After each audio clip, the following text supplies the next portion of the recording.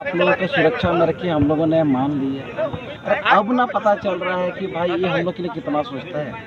आज हम लोग मजबूर हो गए हैं कि और दर बदर भटकने को मजबूर हो चुके हैं तरफ को। अरे ये पूरी हेमंत सोरेन ने हमारे समाज को बरगलाने का काम किया, धोखेबाजी का काम किया।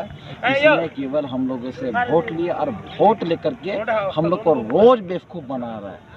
रोज माननीय हेमंत सोरेन जी का इस कार्यकाल में रोज पत्थर बिक रहा है, बालू बिक रहा है, जमीन बिक रहा है। अब बहू बेटियों तो हमारे तो क्या बोलते गायब हो ही रही थी।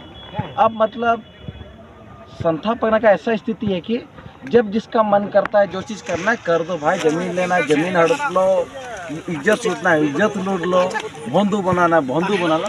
पूरी हेमंत सोरेन जी का के कारण ही ये सब है। आज जो 25 मैंने दोबारा में रिपीट कर रहा हूँ 25 मार्च 2026 को देवघर जिला का ये देवघर कॉलेज मैदान में हम लोगों ने एक बृहद रूप से दिसम बैसी आयोजित किया। दिसम बैसी का अर्थात है कि आदिवासी स्वशासन व्यवस्था के अंतर्गत में लोग अपने जन समस्याओं को बात रखते हैं, मतलब समाज हित में चर्चा करते हैं।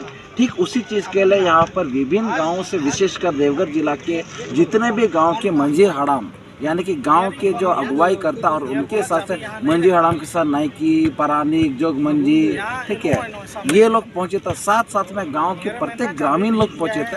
और हम जो लगातार हम लोग आंदोलन कर रहे हैं झारखंड के हित के लिए, संथा पगना का उत्थान के लिए, हम अपने लोगों को बचाने के लिए, जितने भी हमारी खनिज संपदा को मतलब लंबे अरसों तक बचाने के लिए हम लोग भी पहुँचे थे।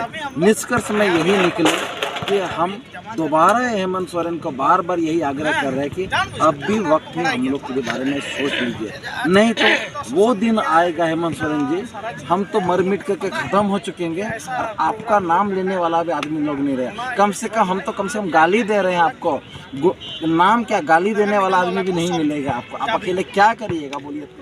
एक तरफ एक नारा है वो दिसम अगुआ राज, हेमंत सोरेन तो ठीक बोल रहे हैं कि यहाँ कुछ हो ही नहीं रहा है। देखिए हेमंत सोरेन जी ने जो हसर इस राज्य का किया है वो अब तक किसी मुख्यमंत्री ने किसी भी राज्य का नहीं किया होगा। जो हेमंत सोरेन ने यहाँ के आदिवासी और मूलवासी का जिस प्रकार से ठगने का काम किया है, हमें नहीं लगता किसी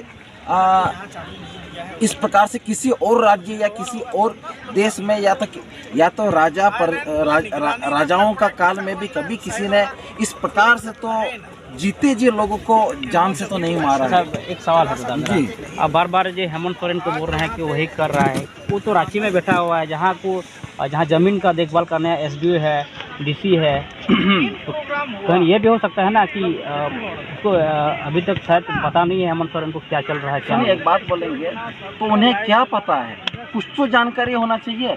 रोज उनसे इतना सोशल मीडिया हो गया, इतना न्यूज़ चैनल का रोज पेपर कागज में छपता है, तो क्या मैं समझ सकता हूँ कि जो हमारे राज्य के मुख्यमंत्री वो खबर भी नहीं पढ़ते हैं, प्रत्येक दिन राज्य की समस्या को नहीं समझते। तो अगर आप नहीं पढ़ते कागज खबर को तो आपको मुख्यमंत्री बनना नहीं चाहिए। अगर आप जो भी चीज़ रोज मतलब रोज जो चल रही है झारखंड राज्य में, सोशल वाला बात हो चाहे पॉलिटिकल वाला, अगर आप इन खबरों को आप नहीं देखते आपको मुख्यमंत्री नहीं बने रहना चाहिए। यानी कि अगर आप एक पॉलिटिकल नेता है, राजनेता है, आपको सोशल अवेयरनेस होना चाहिए, पॉलिटिकल अवेयरनेस होना चाहिए, स्पोर्ट्स अवेयरनेस होना चाहिए, हर चीज़ में आपको जागरूकता होना चाहिए। आप कैसे कह सकते हैं कि इनको जानकारी नहीं है। और मैं ये भी कह सकता हूँ अरे जो एसडीओ है, डीसी है, जितने भी एडमिनिस्ट्रेटिव सिस्टम है, क्या वो मुख्यमंत्री से बड़े हैं? नहीं। जितने भी जो यहाँ के जो देवघर जिला के डीसी हैं, एसडी है, एसपी महोदय है, मतलब चाहे वो हम जिस भी विभाग का भी बात करें, सभी कुछ मुख्यमंत्री से कोई बड़ा नहीं है। अगर जो भी यहाँ के लोगों ने कुछ भी अपने मुद्दा अपनी दुख तकलीफ को जरूर एसडी को बताएगा, जरूर एसपी को बताएगा। हम तो फिर से बार बोलता हूँ, मुख्यमंत्री जी के पास ब्यूरोक्रेट जो भी सरकारी तंत्र, जो सरकारी व्यवस्था और लोगों के बीच का संवाद सबको समझती है, इनके सीआईडी क्या कर रहे हैं?